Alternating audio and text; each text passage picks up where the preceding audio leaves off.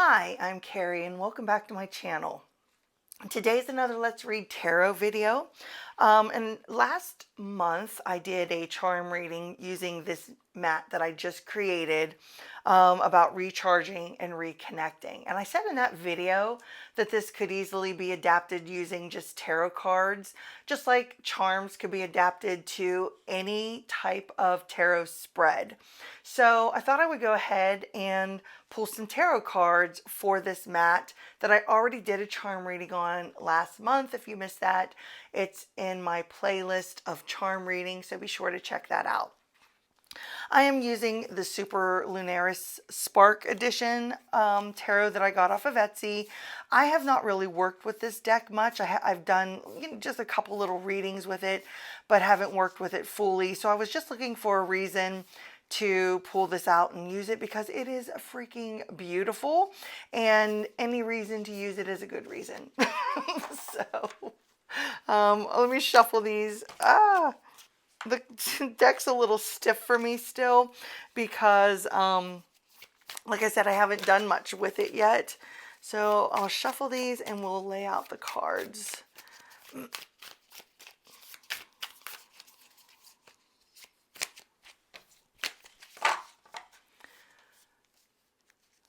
Okay, so we're going to start over here with recharge.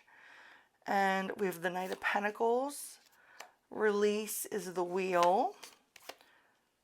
Overwhelm is the Knight of Swords.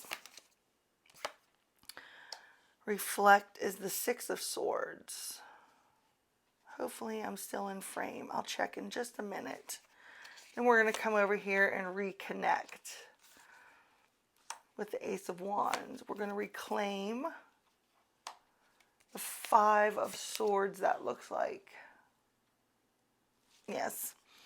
Gratitude is the Empress. Balance is the Sun. And then our advice comes from Justice, and our shadow comes from the World. And I'm going to check to see what's happening on camera. Maybe I'll scooch it up a little bit. Okay, I think you can see everything. So over here we have the Knight of Pentacles under recharge, and that fits very well, especially if I was reading this for me to recharge, is I need to slow down. I need to quit trying to do so much at one time and take it more at a slow and steady pace. I mean, even the Knight of Pentacles in this picture has stopped, got off the horse, is sitting there, and they're both taking a little bit of break. That doesn't mean that they're not going to get back to what they're doing, but they are taking time out to rest and go at a slower pace.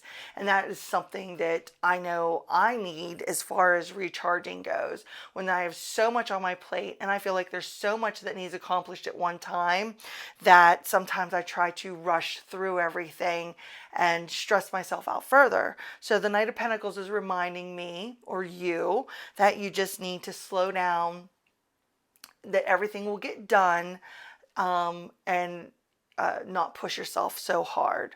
And then up here under release is the Wheel. So with release and the Wheel, it's letting go.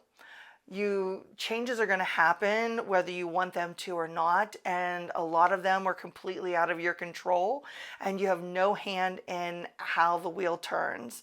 So I need to release that and let go of what I have no control over, and just manage what I do. And that will help me recharge also, because trying to micromanage every tiny little thing that I have going on is becoming overwhelming. So let go of the stuff that I have no control over and just handle what I can. And then overwhelm, and with the Knight of Swords, which goes along well, I think, with the Knight of Pentacles. I'm overwhelming myself because I am just barreling forward at top speed in order to try to get everything done. And by doing that, it's not only causing stress in my life, but it could also be the fact that I could start missing little details that need handled or taken care of by moving so quickly. And I don't need to deal with others' dramas that are being thrown at me also. I could just, I don't need to deal with them, and I need to quit letting them overwhelm me, because what other people have to say about how I'm handling things is their business and not mine. And then what to reflect on down here, we have the Six of Swords. And the Six of Swords is all about moving away from a toxic situation, a stressful situation, something that maybe have been causing you angst in that, but you haven't quite put everything to rest yet, because the swords are still in the boat with you. And I need to reflect on why I'm carrying some of this baggage with me, and basically, like I said, worrying about what other people think, worrying about what other people think about what I'm doing or how I'm handling things, and reflect on why I'm taking that on when I don't need to be taking that on, and I need to move away from that. So over here on the reconnect side, we have the Ace of Wands. And I think that is a perfect card, at least for me, because I do need to start reconnecting to what brings me joy, what fuels my passion, and reignite that creative spark, because I really have lost it. I've mentioned multiple times I'm a big crafter, and I haven't touched any of my stuff besides the cards that I talked about in my April musings video. Other than that, my other side of papercraft, I haven't touched or done any of that. I need to start reconnecting to some of that joy, some of the things that bring me joy and make me feel creative and fulfilled. So that's what I would take the Ace of Wands as. And then, look, I can't even remember what I have up here. Oh, reclaim. So the Five of Swords is, about kind of winning at all costs. Maybe I need to stop self-sabotaging myself and reclaim my power in as far as conflicts in that go, and not, like I said, going back over to here, not worrying about what other people have to say and what they think. And maybe I could just walk away from that conflict and not even get involved in it, and realize that that power lies within me, not within the others, and I could turn and go at any point in time. I'm constantly telling clients, or even my own son, in that you don't have to partake in every bit of drama that is put your way. You can choose, make a choice to walk away from it. Like the two people were walking away, but I could have walked away from that instead of engaging in it. Something I need to have gratitude for is my Empress card. And the Empress is all about nurturing myself, taking care of what's happening within my current reality, and not worrying so much about the future and the past and this and that. It's also reminding me that I am enough, and that I have enough, and that I need to start embracing those mantras and having gratitude for what I have and how far I've come, and the things that are going right, and start nurturing that side of my reality, and not necessarily the negative. And then down here we have balance and the sun. And I would see this as I'm definitely needing to bring some more joy into my life. And I need to start focusing on the joy again, and not so much, the negative. I mean, look, we have a dark card here. We have a dark card here.